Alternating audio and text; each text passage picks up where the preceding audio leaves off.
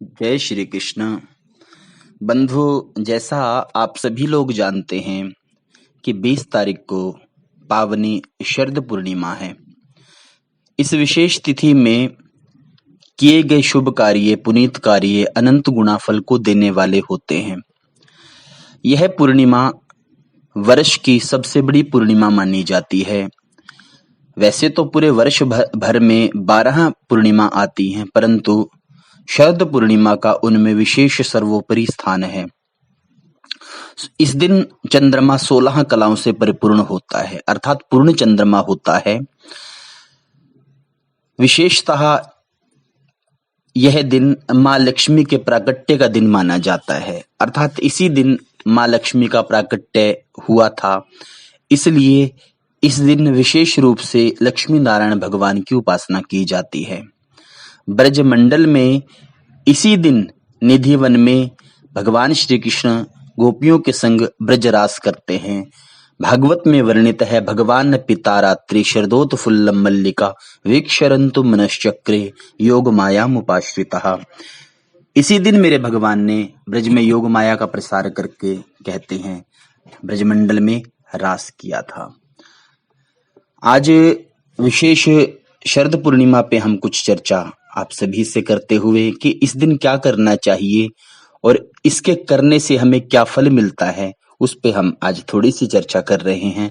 आप इस भाव को पूरा श्रवण करें और अधिक से अधिक लोगों को इसको प्रचारित करें, इसे भेजें कि अधिक से अधिक लोग भी इस शरद पूर्णिमा का लाभ ले सकें। ऐसा आप सभी से भाव कि इस दिन विशेष रूप से सर्वार्थ सिद्ध योग बन रहा है और इससे भी विशेष इस पूर्णिमा को रवि पुष्य योग भी बन रहा है। क्या करें इस दिन आप विशेष? प्रथम तो शुक्ल पक्ष के जो 15 दिन होते हैं, इन 15 दिनों में हमें प्रत्येक दिन चंद्रमा को अर्घ्य देना चाहिए, परंतु शरद पूर्णिमा को विशेष चंद्रमा को अर्घ्य दिया जाता है। इस दिन आप जो चंद्रमा को अर्घ्य देवें तो उसमें आप कच्चा दूध लेवें और पताशे लेवें और सफेद पुष्प लेवें। इसको लेकर आप इन्हें इकट्ठा करें, एक पात्र में डालें और चंद्रमा को अर्घ्य देवें। और चंद्रमा को जब शाम के समय यह अर्घ्य देना है, देते हुए आपको मंत्र बोलना है, ओम श्री चंद्रमसे नमः, ओम श्री चंद्रमसे नमः। चंद्रमा को अर्घ्य देके आप प्रणाम करें, पूर्ण चंद्रमा का दर्शन करें।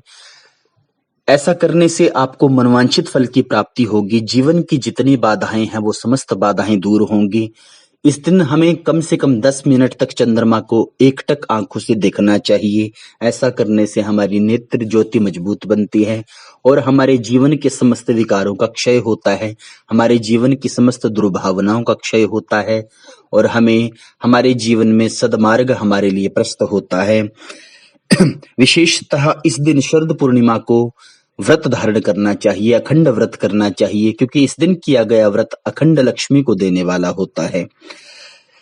इस दिन विशेष रूप से भगवान लक्ष्मी नारायण की उपासना हमें करनी चाहिए। भगवान लक्ष्मी नारायण को पीले पुष्प अर्पित करने चाहिए, पीला भोग भी लगाना चाहिए।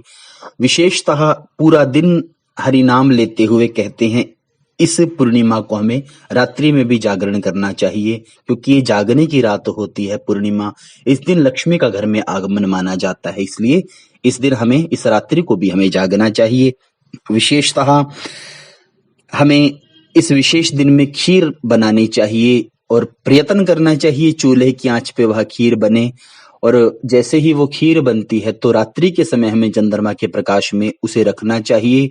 रात्रि को हमें वो खीर 9 बजे से रात्रि 1 बजे तक चंद्रमा के प्रकाश में, कम से कम नहीं तो पूरी रात उसको रखना चाहिए, क्योंकि इस दिन आसमान से अर्थात चंद्रमा से अमृत बरसता है। अमृत की बूंदें उस खीर में डलती हैं और जैसे ही वो बूंदें डलती हैं तो वो खीर अमृत बन जाता है। प्रातः काल भगवान को भोग लगा के उस खीर को हमें ग्रहण करना चाहिए। ऐसा करने से हमारे शरीर के सारे रोग ठीक हो जाते हैं, सारी बीमारियां ठीक हो जाती हैं, क्योंकि अमृत शरीर में जाता है। अमृत जाने से हमारे विकार बाहर आते हैं, रोग बाहर आते हैं, रोगों का क्षय होता है। इसलिए इस खीर को हमें खाना चाहिए। और विशेषतः इस दिन हमें भगवान चंद्रमा को का पूजन करना चाहिए, लक्ष्मी नारायण भगवान का पूजन करना चाहिए। राधा कृष्ण भगवान का पूजन करना चाहिए। और इस दिन के लिए विशेष जो हमारा मंत्र है, वो मंत्र अगर हम साधारणतः भी मंत्र का उच्चारण करें तो ओम नमो भगवते वासुदेवाय, इस मंत्र का हमें अधिक से अधिक जप करना चाहिए। ऐसा करने से हमें मनोवांछित फल की प्राप्ति होती है और हमारे जीवन के सारी बाधाएं, सारे रोग, सारे कष्ट कटते हैं। तो बंधुओं, आप सभी इस शरद पूर्णिमा को ये नियम अवश्य करें और भक्ति धर्म से जुड़ते हुए अधिक से अधिक लोगों को ये वीडियो आगे भेजें, ताकि धर्म का प्रचार प्रसार हो और हम सब अपने सनातन धर्म को प्रचारित करते रहें, इसका प्रचार करते रहें और धर्म से सबको जोड़ते रहें। ऐसा आप सभी से भाव।